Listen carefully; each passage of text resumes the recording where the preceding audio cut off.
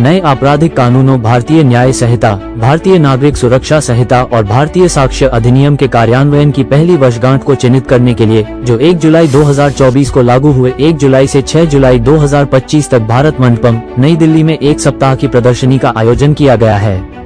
इस प्रदर्शनी का उद्देश्य नए कानूनी ढांचे की प्रमुख विशेषताओं के बारे में व्यापक जागरूकता पैदा करना और आपराधिक न्याय प्रणाली के 5 आधारभूत स्तंभों पुलिस, अस्पताल, फोरेंसिक विभाग, अभियोजन और न्यायालयों के बीच निर्बाध तकनीकी और संस्थागत तालमेल को प्रदर्शित करना है।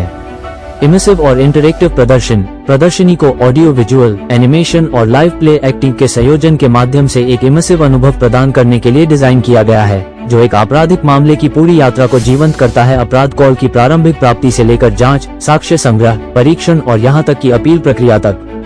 प्रदर्शनी को सोच समझकर 9 विषयगत स्टेशनों में विभाजित किया गया है, जिनमें से प्रत्येक आपराधिक न्याय श्रृंखला में एक चरण का प्रतिनिधित्व करता है।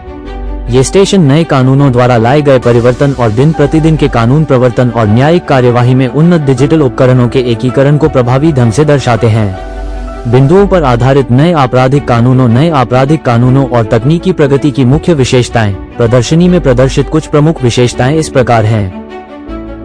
1. फोरेंसिक विशेषज्ञों का अनिवार्य दौरा। 2. ई साक्ष्य का उपयोग। 3. ई फोरेंसिक 2.0 एकीकरण। 4. एमएलसी और पोस्टमार्टम रिपोर्ट के लिए मेडल APR। 5. पुलिस हिरासत रिमांड के लिए विस्तारित अवधि। 6. ड्राफ्ट चार्जशीट का डिजिटल शेयरिंग। 7. साक्ष्य रिकॉर्ड करने के लिए वीडियो कॉन्फ्रेंसिंग। 8. बायोमेट्रिक और चेहरे की पहचान करने वाले उपकरण। 9. अनुपस्थिति में मुकदमा। 10. जमानत आवेदनों के लिए जेल अधीक्षक का कर्तव्य। आइए देखते हैं टोटल खबरें के वरिष्ठ संवाददाता की यह विशेष रिपोर्ट में। मैडम आप जल्दी पुलिस भेजिए। आप घबराएं नहीं, पूरी बात बताएं। मैडम मैं कैफेटेरिया पार्लियामेंट स्ट्रीट का मैनेजर बोल रहा हूँ। यहाँ कैफेटेरिया में एक आदमी को जहर देकर मार दिया गया है। वो कॉफी पीते पीते अचानक कोलैप्स हो गया। क्या आपने फॉरेंसिक एक्सपर्ट को इसकी सूचना दी है? नहीं सर, अभी तक तो नहीं। देखिए सर, अब नए आपराधिक कानूनों के अनुसार 7 साल या उससे अधिक सजा वाले अपराधों में फॉरेंसिक एक्सपर्ट से मौके की विजिट करवाना और जी सर।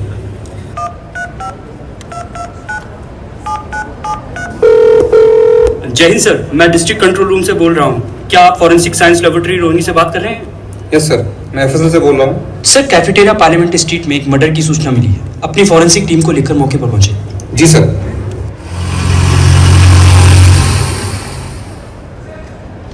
अब आप घटनास्थल को कोड ऑफ करके सिक्योर करो। जी जनाब। जी जनाब। अंजू, आप कैफेटेरिया के बाहर और अंदर लगे सीसीटीवी कैमरास को चेक करो। जी सर।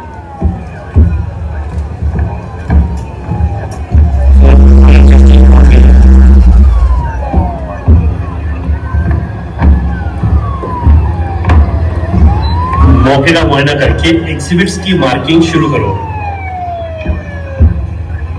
अमन, एफएसएल टीम मौका का निरीक्षण करके सबूत इकट्ठा कर रही है। आप इस सारे घटनाक्रम की ई साक्ष्य ऐप के द्वारा ऑडियो वीडियो रिकॉर्डिंग शुरू करो। ठीक है सर। देखिए, अब नए आपराधिक कानूनों में सीन ऑफ क्राइम की ऑडियो वीडियो रिकॉर्डिंग करना अनिवार्य हो गया है। इस मोबाइल ऐप के जरिए सीन ऑफ क्राइम पर की गई ऑडियो वीडियो रिकॉर्डिंग सीधा सर्वर पर अपलोड हो जाएगी। सब फोटोज और वीडियो का टाइम स्टैम्प व जीपीएस भी कैप्चर होगा। इसके साथ ही हर फोटो और वीडियो की हैश वैल्यू भी अलग से जनरेट होगी। इसमें मौके पर मौजूद गवाहों की फोटो भी खींच सकते हैं। इन सब से ट्रायल में मदद मिलेगी।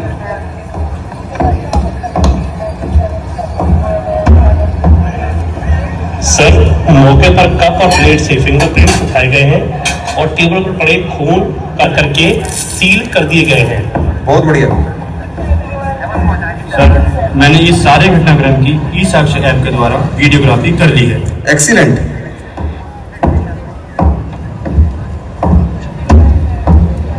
सर ये देखिए, सीसीटीवी फुटेज में 3 लोग कैफेटेरिया में आते हुए और एक साथ एक टेबल पर बैठे दिखाई दे रहे हैं। Very good Anju. CCTV footage को प्रिजर्व कराओ और दोनों व्यक्तियों की क्लियर फोटोज को फुटेज से निकलवाओ। जी सर। अमन, बॉडी को लोकनायक हॉस्पिटल में शिफ्ट करवाओ और जल्दी थाने पहुंचो। ठीक है सर। अब हम आपको ले चलते हैं।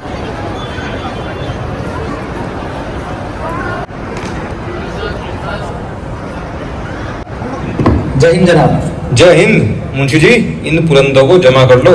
और सुनो, अब दिल्ली पुलिस ने ई फोरेंसिक 2.0 अपना लिया है और सीसीटीवी से इंटीग्रेट कर लिया है और इन पर QR कोड भी लगता है, जिससे पार्सल को FSL जमा करवाते समय सारी डिटेल्स QR कोड को स्कैन करते ही पता चल जाती है, जिससे चैन ऑफ कस्टडी मेंटेन रहती है और सबूतों के साथ कोई छेड़छाड़ मुमकिन नहीं है, समझे? अरे वाह सर जी, ये तो बहुत ही बढ़िया बात है। अब तो सारा काम ऑनलाइन हो गया। अब हमें चिट्ठी ले जाने की भी कोई ज़रूरत नहीं पड़ेगी और पुलंदे भी जल्दी जमा हो जाएंगे। देवेंद्र भाई, आज एक मर्डर केस आया है। पोस्टमार्टम के लिए लोकनायक अस्पताल में मेडले पार पे एक डिजिटल रिक्वेस्ट भेज दीजिए। हाँ सर, अब तो हमारे CCTNS में ही मृतक की डिटेल रजिस्टर की जाती है और मेडली पार्क के द्वारा MLC और पोस्टमार्टम की डिजिटल रिक्वेस्ट हॉस्पिटल को भेज दी जाती है। सही कहा भाई, जल्दी रिक्वेस्ट डाल दो। ये देखो सर जी, CCTV फुटेज से दोनों सस्पेक्ट की कुछ क्लियर फोटोज निकली हैं। ये लो अंजू, बन गई बात। अब चित्र खोजी की मदद से इन फोटोज को सर्च करते हैं। देवेंद्र, ये लो पेन ड्राइव और इसमें मौजूद फोटोज को चित्र खोजी पर सर्च करो। जी सर। सर ये चित्र खोजी क्या है? देखो अंजू, चित्र खोजी एक फेशियल रिकॉग्निशन सॉफ्टवेयर है, जिसकी मदद से संदिग्ध व्यक्तियों की फोटोज को हम 1 करोड़ से भी ज्यादा गिरफ्तार व्यक्तियों की फोटोज से मैच कर सकते हैं। सर ये देखिए, चित्र खोजी पर 2 सस्पेक्टेड पर्सन की फोटो मैच हो रही है। ओ यस, ठीक है, इन दोनों की डिटेल्स निकालो। और सुनो, फोरेंसिक टीम ने मौके से जो फिंगरप्रिंट्स लिए हैं उनको फिंगरप्रिंट ब्यूरो भेजने की कोई जरूरत नहीं है। अब नाफिस यानी national automated fingerprint identification system शुरू हो गया है, जिसमें पूरे देश के 36 राज्य और केंद्र शासित प्रदेशों के क्रिमिनल्स का फिंगरप्रिंट डाटा उपलब्ध है और हम किसी भी अपराधी के फिंगरप्रिंट को डिजिटाइज करके नाफिस पर सर्च कर सकते हैं।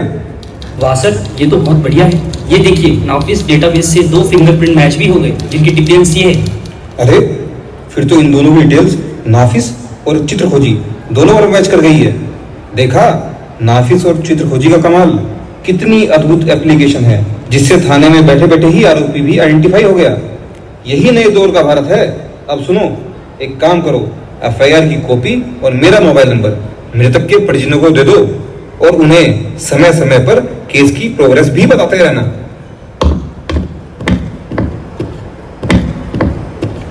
जय हिंद सर। सर, आरोपी रोहित को गिरफ्तार कर लिया गया है और नए कानूनों के अनुसार गिरफ्तारी की सूचना आरोपी के घर वालों को बजटिया टेलीफोन दे दी गई है। ठीक है, आरोपी को IU रूम में ले जाकर जांच शुरू करो। जी सर।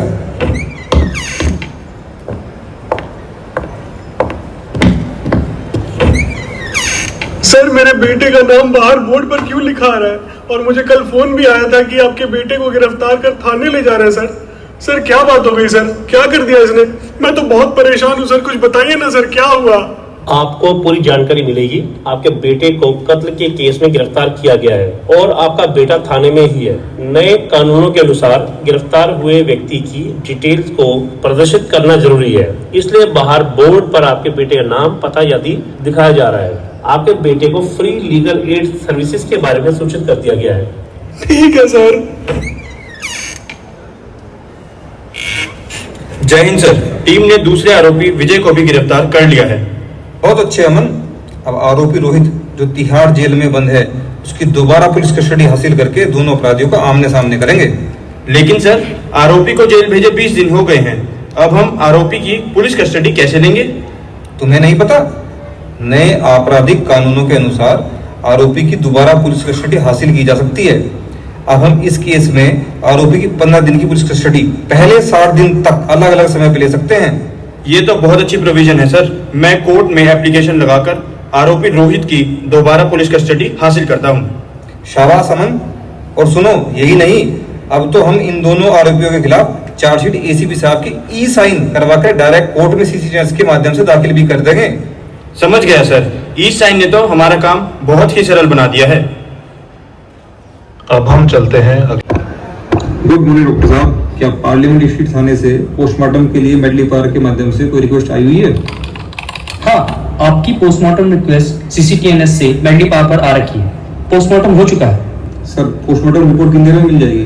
आयो साहब, मैंने पोस्टमार्टम रिपोर्ट को ऑलरेडी मेडली पार्क पर अपलोड कर दिया है।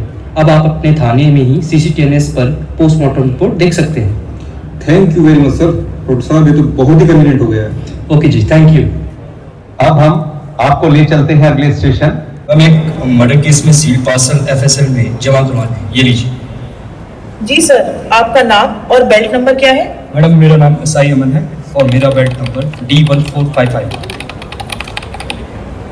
आपकी डिटेल्स मैच हो गई हैं और आपके पार्सल्स भी जमा हो गए हैं। मैडम एक्चुअली हमारे पास इन्वेस्टिगेशन के लिए 90 दिन का ही समय है। इन पार्सल्स की एग्जामिनेशन रिपोर्ट्स लेने के लिए कब आ जाओ? सर, अब आपको रिपोर्ट लेने के लिए यहाँ आने की जरूरत नहीं है। E-Forensics 2.0 के जरिए एग्जामिनेशन रिपोर्ट को डायरेक्ट CCTNS से डाउनलोड कर सकते हैं। अरे वाह मैम, E-Forensics 2.0 ने तो हमारा काम बहुत आसान और तेज कर दिया। अब हम चलते हैं डायरेक्ट। मैडम, E-Prosecution में ऑब्जेक्ट स्टोरेज के जरिए पार्लियामेंट स्ट्रीट थाने से एक चार्जशीट चेकिंग के लिए रिसीव हुई है। मर्डर केस है, दोनों आरोपी गिरफ्तार हो चुके हैं। हाँ, मैंने ये चार्जशीट चेक कर ली है और मेमो ऑफ स्क्रूटनी को भी ऑब्जेक्ट स्टोरेज पे ही शेयर कर दिया है, जिससे कि आईओ उसे आसानी से देख सके। अरे वाह मैडम, ये तो बहुत अच्छा हो गया। ऑब्जेक्ट स्टोरेज की वजह से अब फाइल साइज की कोई समस्या ही नहीं रही और कितनी भी बड़ी फाइल अब आसानी से E-Prosecution पर शेयर की जा सकती है। बिल्कुल सही कहा। और सुनो, नए कानूनों में संगीन एवं आदतन अपराधियों को हिरासत से भागने से रोकने के लिए हथकड़ी लगाने का भी प्रावधान बना दिया गया है। जी मैडम, ये तो बहुत ही अच्छा प्रावधान है। आइए अब हम चलते हैं।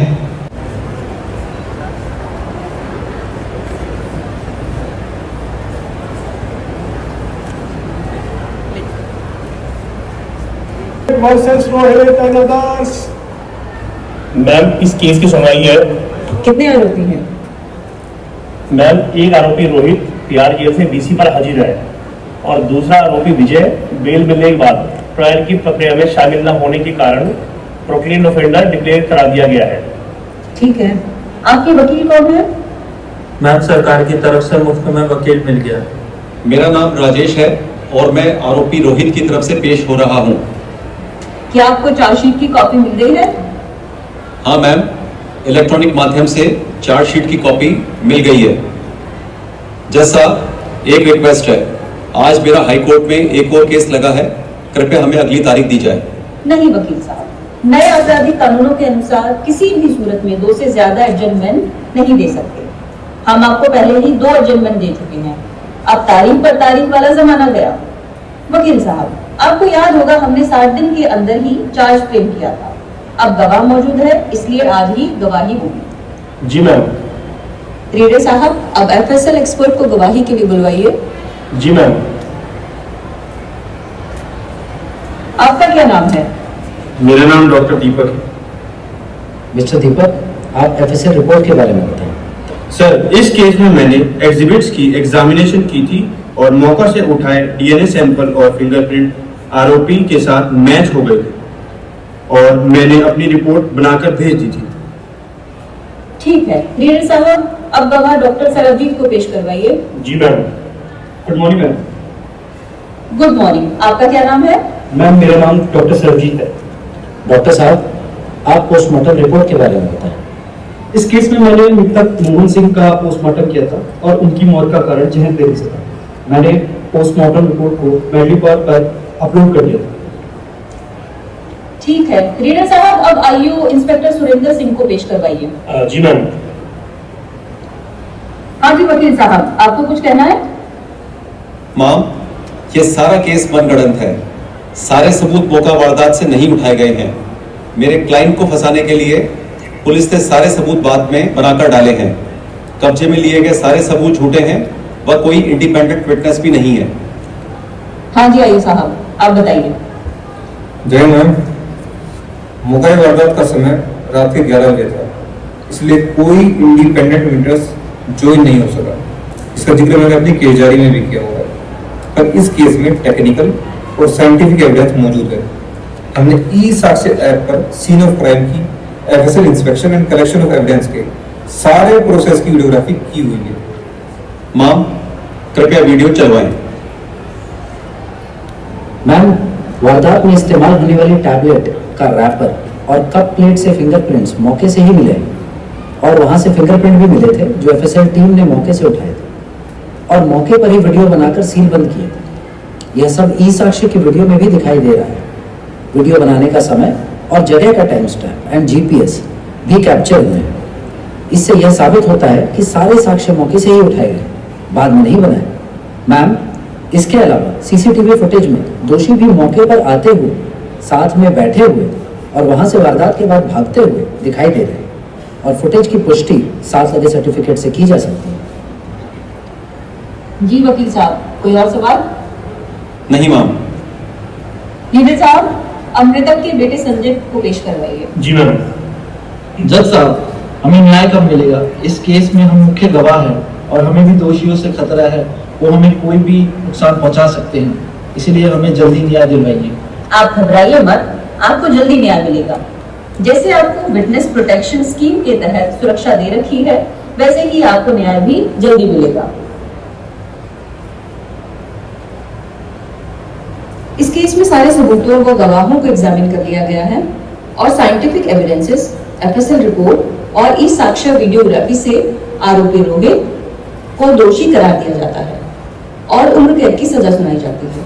साथ ही आरोपी विजय को भारतीय नागरिक सुरक्षा संहिता की दफा 356 के प्रावधानों के तहत ट्रायल इन एब्सेंशिया में दोषी करार देते हुए उम्र कैद की सजा सुनाई जाती है। अब हम आपको ले चलते हैं अगले स्टेशन पर, जो कि तिहाड़।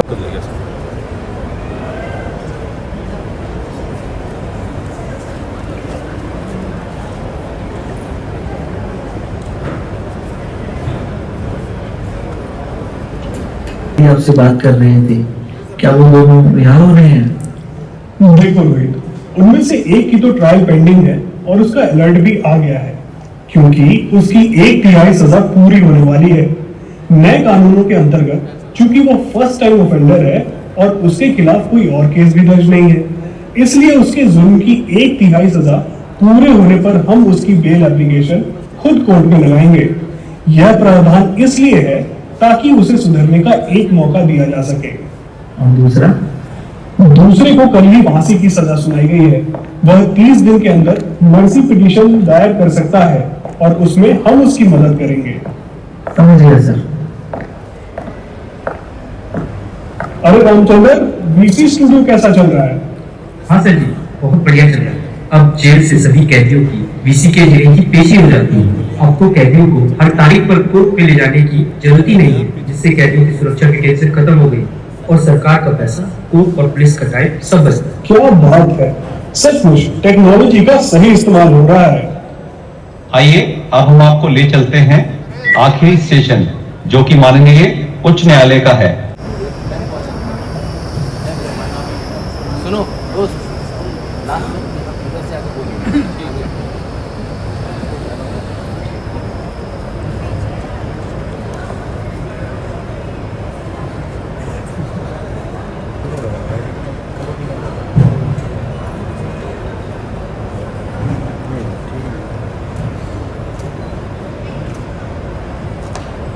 जिस दिन की वारदात है, मेरा क्लाइंट वहां पर मौजूद नहीं था और सारे सबूत प्लांट। क्या आरोपी रोहित ने बीसी से ज्वाइन कर लिया है? जी मैडम, यह अपील सुनी जा सकती है, क्योंकि यह अपील फैसला होने के 60 दिन के भीतर दाखिल की गई है। बताइए वकील साहब, आपने भारतीय नागरिक सुरक्षा संहिता के सेक्शन 415 में कन्विक्शन के खिलाफ अपील की है, क्या ग्राउंड्स हैं? जिस दिन की वारदात है, मेरा क्लाइंट वहां पर मौजूद नहीं था और सारे सबूत प्लांटेड है। आपका क्या कहना है पब्लिक प्रोसिक्यूटर साहब? मैडम, आरोपी रोहित के खिलाफ पुख्ता सबूत है। मौके पर सीसीटीवी फुटेज में इनके क्लाइंट की रिकॉर्डिंग मृतक के साथ बैठे हुए मिली है, जिसकी पुष्टि एफएसएल के द्वारा की गई है। मौके से मिले दूसरे सबूत जैसे फिंगरप्रिंट, सलाइवा आदि भी इनके क्लाइंट से कनेक्ट हुए हैं। इस बात की भी एफएसएल ने पुष्टि की है और वहां से मिले सबूतों की ई साक्ष्य से पूरी रिकॉर्डिंग की गई है और इसके अलावा आरोपी के खिलाफ पहले से भी मुकदमे हैं, जिसकी पुष्टि नाफिस और चित्र खोजी के रिकॉर्ड से हो चुकी है। ऐसे हालात में क्योंकि मौके से मिले सबूतों पर कोई शक नहीं किया जा सकता है, इसलिए आरोपी की अपील खारिज की जाती है और न्याय के हित में ट्रायल कोर्ट द्वारा सुनाई गई सजा को अपहोल्ड किया जाता है। वाह, यह है नए कानूनों का नया दौर, दंड से न्याय की ओर। उपरांत नए भारत में लागू नए कानून विशेष तौर पर पीड़ितों की सहायता के लिए बनाए गए हैं। इनका उद्देश्य अंग्रेजों के जमाने के कानूनों की तरह दंड नहीं, न्याय है। यानी पीड़ित को ना तो कोर्ट के अनावश्यक चक्कर काटने पड़ेंगे और न्याय भी समय पर मिलेगा। अब ऐसे कानून आ गए हैं कि जुर्म होने से 3 साल के अंदर अंदर सर्वोच्च न्यायालय तक फैसला हो जाएगा। इन कानूनों को लागू करने की दिशा में पुलिस प्रशासन द्वारा किए गए अग्रणी प्रयास प्रशंसा के पात्र हैं, जिनका हम सभी को लाभ मिला है, जैसे कि समय व पैसे की बचत, सबूतों के साथ छेड़छाड़ की संभावना समाप्त, त्वरित सुनवाई और दंड की अपेक्षा न्याय पर संकेंद्रित। इसलिए हम विश्वास के साथ कह सकते हैं कि नए भारत में justice will never be delayed. Sir बताइए क्या होती है? देखिए, माननीय प्रधानमंत्री जी और माननीय केंद्रीय गृह एवं सहकारिता मंत्री जी द्वारा एक निर्देश दिया गया था कि नए आपराधिक न्याय प्रणाली में जितने भी बदलाव हुए हैं उन बदलावों को एक एग्जीबिशन, एक प्रदर्शनी के द्वारा दिखाया जाए। इसी उद्देश्य के चलते 1 जुलाई से 6 जुलाई तक यह प्रदर्शनी का भारत मंडपम के हॉल नंबर 14 में यह प्रदर्शित किया गया है, जिसमें प्रयास होगा कि ज़्यादा से ज़्यादा भागीदारी को सुनिश्चित किया जाए। इसमें सभी पत्रकार गणों से हमारे पुलिस के भी मैक्सिमम अधिकारी यहाँ पर पार्टिसिपेट करेंगे। न्याय व्यवस्था को चलाने वाले और भी जो अंग हैं, जिसमें अभियोजन पक्ष है, न्यायिक अधिकारी हैं और इसके अलावा जो इंटर्नशिप कर रहे लॉ के स्टूडेंट्स हैं या लॉ यूनिवर्सिटी के जितने भी छात्र या उनके जो फैकल्टी मेंबर्स हैं, उनको भी यहाँ पर इस एग्जीबिशन को विजिट कराया जाएगा ताकि ज़्यादा से ज़्यादा जन जागरण के भागीरथ प्रयास अच्छे से हो सके, सुनिश्चित किया जा सके। इसमें जितने भी जो बदलाव हुए हैं उन बदलावों का एक ही उद्देश्य है, जिससे कि 3 साल के अंदर कितना ही भी सेंसिटिव केस हो उसमें 3 साल के अंदर अंदर विक्टिम को न्याय सुनिश्चित किया जा सके। ये इस पूरा जो न्याय का थीम है, इसको बहुत बखूबी इस प्रदर्शनी के द्वारा दिखाया गया है। इसमें 2 तरीके से इसको आप देख सकते हैं। पहला, जो न्याय के लिए जो प्रावधान किए गए हैं, जो कानूनी प्रावधान किए गए हैं, जैसे ट्रायल इन एब्सेंशिया का प्रावधान है, या 2 बार से ज़्यादा एडजमेंट नहीं हो सकता है कोर्ट में, या 60 दिन के भीतर एक्यूज आदमी की बार बार आप पुलिस रिमांड लिया जा सकता है, जब भी जरूरत होती है तब लिया जा सकता है। इस तरीके के प्रावधान किए गए हैं। इसके अलावा जो टेक्नोलॉजी ड्रिवन जो चेंजेज हैं, जिसमें कि ई सम्मन का जारी किया जाना, न्याय श्रुति के द्वारा जो गवाही है उसका ऑनलाइन बुक किया जाना, या मेडली पर जो एक सॉफ्टवेयर बना दिया गया है जिसमें पोस्टमार्टम रिपोर्ट है या MLC रिपोर्ट है उसका ऑनलाइन डिलीवरी हो जाना, इन सभी को इस प्रदर्शनी में बखूबी दर्शाया गया है। तो आप सभी से भी गुजारिश है, ज़्यादा से ज़्यादा लोगों के उनके नॉलेज हेतु या उनके जन जागरण हेतु आप इस प्रयास को लोगों तक, आम जन तक पहुंचाइए, जिससे कि ये चेंजेस का, इन बदलावों का एक सार्थक उद्देश्य सफल हो सके। बहुत अच्छा काम कर रहा है मोबाइल एप्लीकेशन। इसमें हमारे प्रयास भी बहुत घट जा रहे हैं। मैं ये कहूँ तो, क्योंकि पहले आदमी को जाना पड़ता था, अब उसको जाना नहीं पड़ेगा, ऑनलाइन वो ट्रांसफर कर सकेगा, ऑनलाइन रिपोर्ट रिसीव कर सकेगा, रिक्वेस्ट जनरेट कर सकेगा। तो इस तरीके से बहुत अच्छा एक ये हमारे पुलिस के अधिकारियों के लिए भी बहुत आरामदायक और एक जल्दी से जल्दी केस की इन्वेस्टिगेशन को कंक्लूड करने में मददगार साबित होगा। सर 1 साल हो गया, कोई अड़चने वगैरह कोई इसको आई?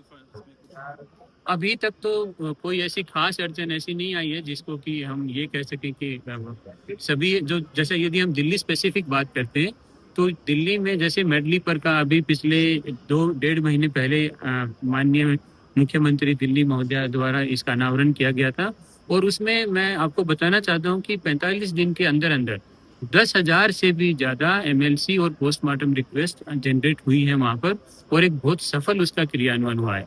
इसी तरीके से इसमें जो फोरेंसिक 2.0 का जो एक अभी शुरू किया गया है, उसमें भी जो विभिन्न प्रकार की जो दिक्कतें आती थी पुलिस को, उनका भी सफल तरीके से उनका निराकरण किया गया है, और उससे पुलिस को भी, जो इन्वेस्टिगेटिंग ऑफिसर है, उसको भी बहुत फायदा पहुंचा है। ऑनलाइन अपडेट कब तक, कहाँ तक हो चुका है सर? ऑनलाइन अपडेट एक सतत प्रक्रिया है, काफी हद तक अचीव हो गया है और उसको नीचे तक ले जाने में और जो थोड़ा सा समय लगेगा, जैसे कुछ हिस्से हैं अभी न्याय श्रुति का अभी पूरा फुल रोल आउट होना पेंडिंग है, तो उस पर भी काम चल रहा है, लेकिन वो भी शायद अभी जैसे कोर्ट खुलेंगी तो 1 महीने के अंदर अंदर उसके भी एग्जाम्पल्स लागू होने के सामने आ जाएंगे।